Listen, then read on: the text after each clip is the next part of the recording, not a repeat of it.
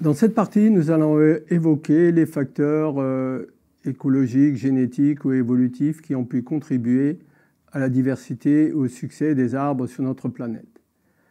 En effet, les arbres sont présents partout, à l'exception bien sûr des zones polaires, des zones de haute altitude et des zones désertiques, et on peut s'interroger raisonnablement sur les causes et les facteurs qui ont pu contribuer à ce succès.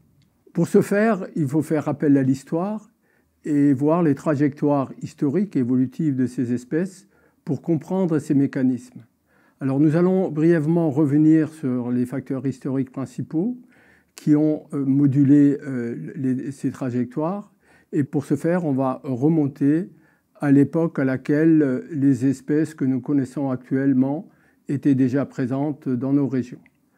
C'est-à-dire qu'on va se situer à la fin du tertiaire, début du quaternaire. Des espèces ont connu des extinctions, des vagues d'extinction plus importantes en Europe, comme on peut le voir sur cette carte, où en rouge, on voit ici les genres d'espèces ligneuses encore présentes en Europe à droite, et les genres d'espèces ligneuses en rouge toujours présentes en Amérique du Nord, dû à l'orientation des obstacles handicapant la migration qui sont orientés est-ouest en Europe. Il y a beaucoup d'espèces qui ont disparu.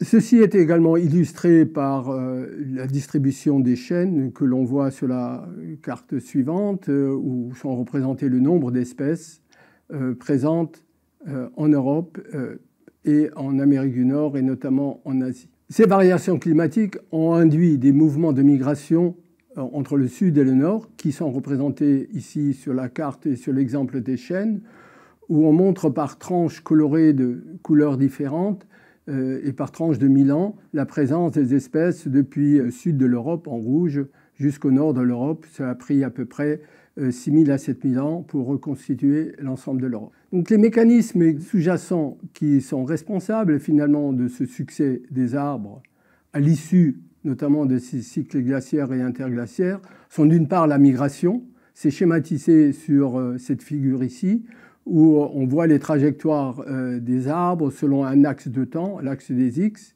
et un axe spatial, l'axe des Y.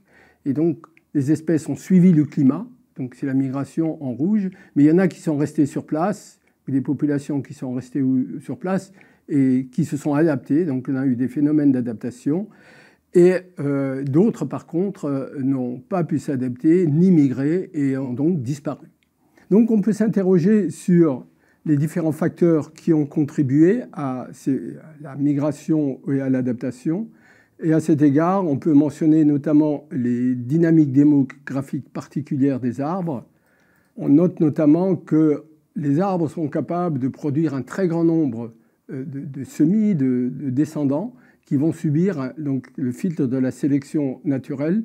Et plus ce nombre de descendants est important, plus l'efficacité de la sélection peut être également importante. Donc il y a d'une part cette dynamique démographique particulière.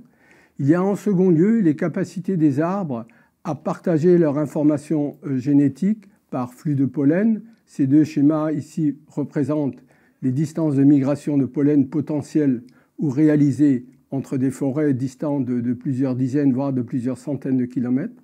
Ces capacités d'échange de gènes et donc entre populations est vraie également entre espèces, et c'est là aussi une caractéristique des arbres. Pratiquement tous les genres, et notamment les chênes, en Europe et ailleurs, ont des espèces ou comprennent des espèces qui sont capables de s'hybrider entre elles. Ici, c'est ce qu'on appelle les chênes blancs européens, qui sont notamment présents en France. Ces 4 espèces présentes en France sont capables de s'hybrider, et on sait aujourd'hui que l'hybridation permet d'introduire des gènes facilitant l'adaptation d'une espèce à partir du gain de gènes venant d'une autre espèce.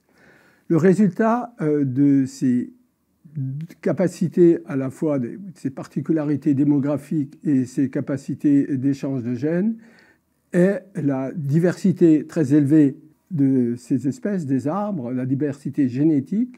Alors c'est illustré par ce schéma ici, où on peut dire que si vous comparez 2 arbres à l'intérieur d'une forêt ou 2 chênes à l'intérieur d'une forêt pris au hasard, ils sont 10 fois plus polymorphes, plus divers génétiquement que 2 individus pris au sein d'une population humaine.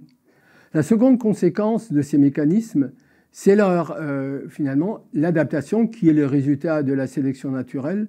Quand on met en place des tests de provenance, et on a aujourd'hui plus de 50 ans de résultats et d'expérimentation sur ces tests de provenance, ici c'est dans le cas du chêne Cécile. Qu'est-ce que c'est qu'un test de provenance? On récolte différentes populations venant de différents endroits de l'aire de distribution d'une espèce actuelle et on les implante en un même endroit. Et on constate les différences qui peuvent exister. Ici, on montre clairement en évidence que les différences génétiques entre différentes populations de chêne Cécile sont liées aux températures d'origine de ces populations. Les deux graphiques représentés ici montrent ces variations pour la croissance ou pour la date de débourrement en fonction de la température d'origine des populations. Donc ces facteurs climatiques ont généré une meilleure adaptation. On pourrait également évoquer, mais on n'a pas le temps aujourd'hui, les facteurs biotiques, les pressions qui peuvent être constituées par les agents pathogènes, voire les grands mammifères et ongulés qui ont existé dans nos forêts à l'arrivée de l'homme, qui ont également constitué autant de pressions. Mais plus récemment, il faut clairement évoquer également l'intervention de l'homme sur la structure génétique et la variabilité génétique des arbres. Et à cet égard, on peut citer trois phénomènes. D'une part, la mise en place de sylviculture, qui maintenant est en place depuis plus de 1000 ans et qui s'est concrétisée par des défrichements et également des replantations, mais souvent des surexploitations d'arbres et la mise en place de règles culturelles qui peuvent modifier la composition génétique. On peut mentionner également de manière plus récente le transfert de population en Europe et depuis l'Amérique également en Europe. À la suite, depuis Christophe Colomb, il y a beaucoup d'espèces nord-américaines qui ont été introduites en Europe. Et en Europe, notamment, même pour les espèces européennes, il y a eu des transferts de population. Ici, depuis 1850, pour l'épicéa notamment, pour le pin sylvestre. En France, on a importé des graines venant de Russie. Les Allemands ont transféré des populations de chênes venant de Yougoslavie jusque dans le nord de l'Allemagne. Et en troisième lieu, on peut bien sûr citer la sélection génétique qui a contribué finalement à façonner également la diversité des espèces. Sélection génétique qui est en place depuis maintenant plus de 50 ans pour les espèces à croissance rapide, notamment le peuplier, le Douglas, le pin maritime. Bref, tous ces mécanismes de domestication, bien sûr, ont suscité des préoccupations en matière de conservation génétique. Et on peut conclure cette partie en mentionnant notamment les efforts de conservation qui sont conduits aujourd'hui autant sur les espèces domestiquées que sur les espèces non domestiquées.